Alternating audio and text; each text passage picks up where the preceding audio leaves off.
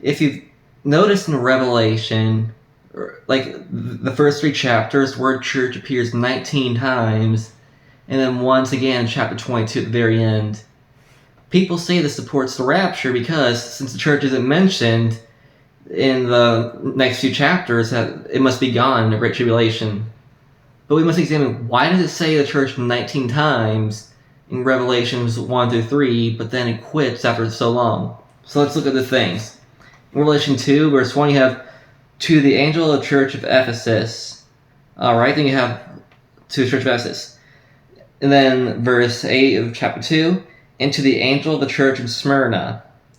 Verse 12, and to the angel of the church of Pergamum.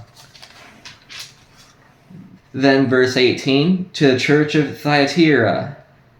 Chapter 3, verse 1, to Sardis. Chapter 3, verse 7, to the church of Philadelphia. Chapter 3, verse 14, to the church of Laodicea. Notice that it's to the church of, to the church of, to the church of, to the church of. The reason why it appears so many times is because it is to the churches of, it goes to the churches. And that's why it appears that many times. But does that really mean that because of that the church is not in a Great Tribulation? Well, we have to examine the context, because the church is what makes up the believers. So we have to examine what Revelation says. And you have this verse in chapter 13. And it says this about the beast in verse 7. It was also given him to make authority, or make war with the saints, and to overcome them. And authority over every tribe and people and tongue and nation was given to him. So according to this verse, the beast, which symbolizes the Antichrist, is given war to a fight with the saints. Wait a minute. They said because the church wasn't mentioned, that being Christians are not there in the Great Tribulation. But the word saint is. And if you look at the word saint, it means holy one, holy, because like in Greek it's hagios. So, according to this, the Antichrist is going to make war with the saints.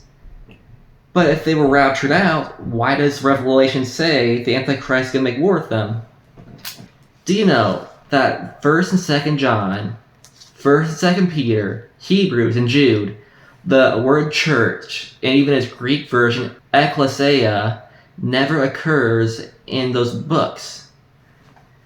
Yeah, so does that mean because church isn't mentioned in those that it's not written to the church?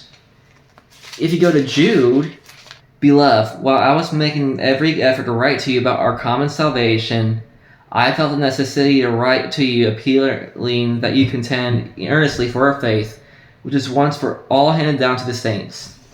Jude, no mention of the church, but makes mention of the saints. Does that mean Jude is not to the church? Because church isn't mentioned there? And that's the problem with Revelation's argument. It's assuming that because it's not mentioned, that it's not in there. And I saw something like a sea of glass mixed with fire, and those who have been victorious over the beast in his image, and a number of his name holding on a sea of glass harps of God. Once again, people who are Christians having victory over the Antichrist, and they were holding the harps singing to God. Well, why weren't they raptured out? And that's just another problem with this. And then it says this, talks about a multitude. Then one of the elders answered, saying to me, these who are clothed in white robes, who are they, and what have they come from? I said to him, my Lord, you know. And he said to me, these are the ones come out of the Great Tribulation, and they have washed their robes and made them white in the blood of the Lamb. Once again, talks about saints coming from the Great Tribulation, no mention of them being raptured out.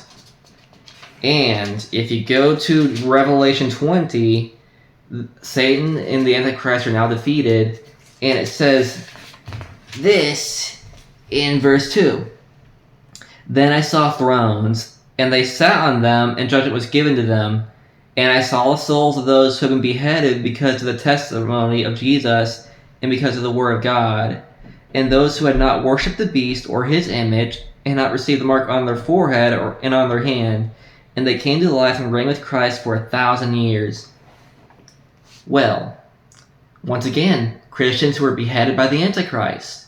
reigning with Christ for 1,000 years. And no mention of them being raptured out. It says they were flat killed by the Antichrist. And if you go to Matthew 24, but immediately after the tribulation of those days, the sun will be darkened, and the moon will not give its light, and the stars will fall from the sky, and the powers of heaven will be shaken. And then the sun will appear in the sky, and then all the tribes of the earth will mourn, and they will see the Son of Man coming on the clouds of the sky with power and great glory. And he will send forth his angels with a great trumpet, and they will gather together his elect from the four winds, from one end of the sky to the other. And there's the biggest problem. Verse 29 says, immediately after the great tribulation, then the Son of Man, being Jesus, will appear.